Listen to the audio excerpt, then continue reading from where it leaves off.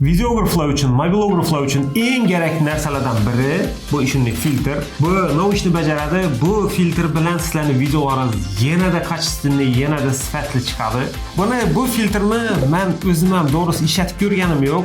Internetda dim ko'p ko'rganman. Nima uchunligini ham shu videoda sizlarga aytib beraman.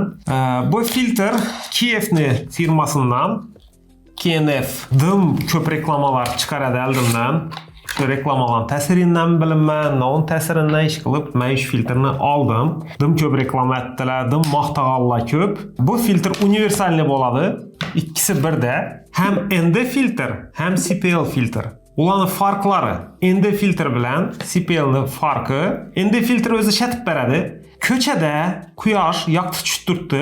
Shu vaqtda sizlar diafragmani, orqa fonni razmit etchaksizlar, blur etchaksizlar. Lekin bu narsani etchak bo'lsangizlar, obyektivlaringiz 2.8, 1.8, 1.4 shunday razmit etchaksizlar, lekin dim oqarib ketadi orqalaringiz, o'zi polniy kartinka oqarib ketadi. Nechun desa, obyektiv diafragmasi jallo ochilganini hisobidan ko'p svet kiradi, ish ko'p svet kirganini hisobidan oqarib ketadi. Shuni biza salgina to'mniroq etishimiz kerak. Salgina to'mni etish uchun nima kerak? ND filtr kerak. ND filtrni hozir sizlarga aynan ko'rsataman. Agar ko'rinib turgan bo'lsa, shu yerdan ushlab turib qarab turing. Ko'rdingizmi? Qarayib ketdi. Uchnatib qaraytirib turib, keyin olsangizlar, videolaringiz oqarib ketmaydi-da. Shuning uchun ND filtr ishlatiladi. Gündüz kuni orqa fonni razmit etib bilish uchun, ham desa kartinka oqarib ketmasligi uchun. Bu birinchi o'chet va eng kerakli narsa shu narsa uchun ishlatiladi. Keyin CPL filtr. CPL filtr nima uchun kerak? Misol, mashinalarning oynasida yo uylarning oynasida отражение bo'ladi-ku, har xil bliklar, отражениялар. Misol, mashinada o'tirgan odamni tushiracaksizlar video, lekin отражение bo'lib turibdi.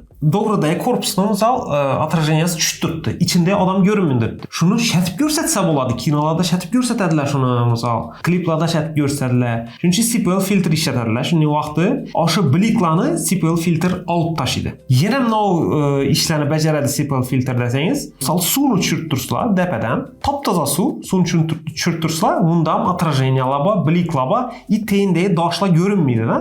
Misol, teyindagi doshlarni yo baliqlarni tushiracaksizlar. Bu отраженияni yo'q etadigan narsa. Shu vaqtda ham CPL filtr o'sha отраженияni yo'q etadi. O'shanday funksiyalar dim ko'p.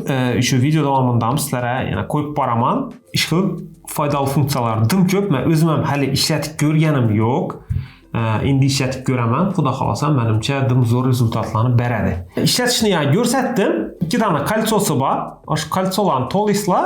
Ish to'lanning hisobiga misol, ND filtr oqroq bo'ladi va to'mniroq bo'ladi.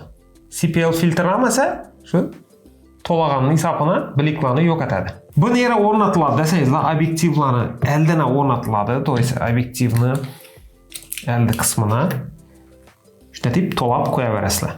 Shu bilan qoldi. Ko'p odamda постоянно turadi bu narsa. Bilmayman nechun.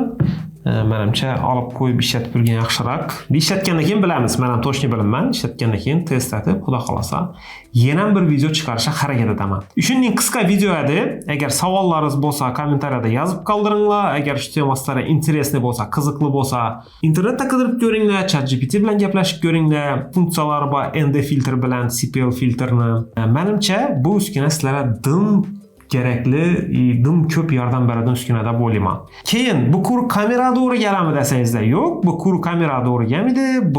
Buni kichkina versiyalari ham bor. Mobilograflar uchun, mobilograflar ham qistirib turib, CPL filtr bilan, ND filtr bilan foydalansalar bo'ladi. Bo'ldi, menimcha bu obzorimiz qisqa va tushunarli bo'ldi. Savollar bo'ladigan bo'lsa, kommentariyada yozib qoldirasizlar. Hamma savollaringizga javob berishga harakat etaman. Xudo xolasa.